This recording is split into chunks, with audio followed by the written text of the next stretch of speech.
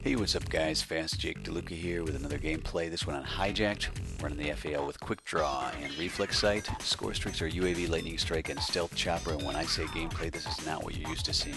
This is not going to be a nuclear, it's not going to be Dogs and Swarm, and it's definitely not going to be 100 plus.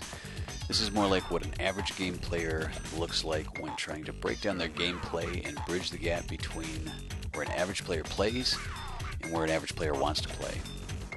So let's get started. This is episode 3 of Bridging the Gap. And in episodes 1 and 2, I identified and confirmed the two areas I think I need to work on most, which is target acquisition and lines of sight and protecting myself. In this video, we're primarily going to work with target acquisition. And what I tried to do is identify the weapons that would require the most initial target acquisition and the best aim. In the past when I worked on it, I would just try to aim better, and I would still use the SMG, and when you're in the heat of a battle, I would end up doing more spray and pray than actually working on target acquisition. So I changed what I did, and I changed it to something that absolutely requires it to be successful. Now, it was a little frustrating when I started, and I played several games with different weapons, and this one has the FAL. I also used burst fire guns and some assault rifles and shotguns, and it was a different mindset, and it did a few different things to my gameplay. I had to adjust my gameplay around it. In the past, I'd played with some of these weapons, but what I had not done was played more than casually. I was just trying them out to have fun, but in this sense, I was actually very focused on getting the aim right. And one thing I noticed was when I generally walk, my hip fire is not aimed at anything in particular. That's something that I noticed when I reviewed this video and that I need to work on. My hip fire is actually, it is not anywhere in particular aimed. And what that would, if I can do that properly, such as right here, I knew he was coming, so I had my, before I ADS'd, I had it primarily going that direction because I knew he was coming here. Now, but take a look right here. My ADS is now going to point exactly to where that cable ends under there, under the kill confirmed, and that's not where the enemy is going to be. Well, unless I think the enemy is going to be there, but that's generally why in the previous videos my aim was down and to the right, because when I run, if I'm not expecting somebody to be somewhere, then I kind of have a random place. Now that's excellent. That's exactly where they would show up. They'd be head glitching there. This one, not so much. I was behind him the whole time, but so that's something I need to work on even after this video, and that I didn't determine until I was making this. So, that actually converts to better target acquisition because it speeds up the ADS to target time. Now, low and to the right helped me there, but I also should have seen that he was headed down that way and been somewhat hip fire aiming down there. I'm still firing low on him, so that means that I, obviously haven't adjusted that. It just happened to be going down the stairs, but there's a big difference between using weapons you're used to that are not successful in every situation and using weapons you're not used to and forcing yourself to make them successful. And what it does is it makes you much more aware of more than just, you're not just running around charging at everything and trying to be the YouTube gameplay person. But so here's an engagement that was very bad. After a 3-piece, look at the distance here and my initial aim. What I should have done was either turned and ran, ducked to the left, ducked around the tank or something. But he had 2 shots on me, and I was already bloody before I even pulled the trigger. And by that time, my aim was off because of flinch. But the shotguns helped me to not only work on my aim, but also work on the open lines of sight. And here's another good map for this. This is a map where, bam, C4's helped out a lot too. That's my friend lately. This is a map where you have snipers in predetermined spots and open lines of sight, but you've also got a lot of tight corners and places that people can pop out of nowhere.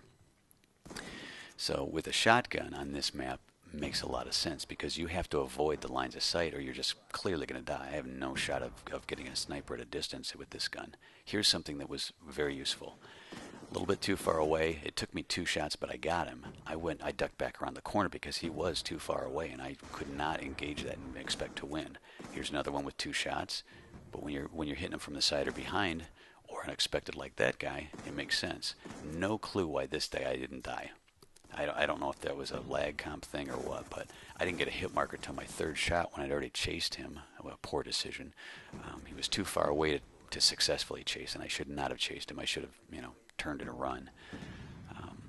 But I don't know why I didn't kill him to begin with. I don't know if that was just my bad aim or the game or what, but it was kind of fun trying to learn to use the shotgun successfully. It was very frustrating to begin with, but like I said, with some intention, it forced me to look at lines of sight, to duck behind cover, and in tight situations like this, to have good aim. I mean, that's chaotic, and not only is the Remington a good gun for that, but having good aim to start with is what helps you to win those engagements.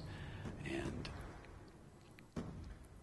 I think it's important to focus on that, and hopefully I will bring that mentality with whatever weapons I use in the future. That should be my intent. And in this game, the B domination is there's a lot of tight corners, situations like that where one shot, one kill is very useful. So this gun was not only conducive to maybe these weapons, my teammates, the way the whole game came together, but also the map, as well as accomplishing what I was trying to do in testing. But here you see I have a sentry gun. That's not common for me. Not going to lie. This is not common for me. This Bridging the Gap series, in me breaking down my gameplays, has been a huge boost in my general ability to get score streaks. I still make a lot of poor decisions, and I've still got a lot to work on, but it helped a lot in this game. In fact, if we switch over to the final score, 24 and 13, 5 captures, 10 defends, top score on the score per minute, better than mine. This is something I did after the game to see who I was competing against, and this is Team Deathmatch because that was the next map, but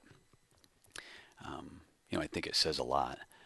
And here's another game I used to try to help me with my aim. This is, I think it's called Sharpshooter, where you rotate through weapons every 45 seconds. It forces you to use weapons you're not used to.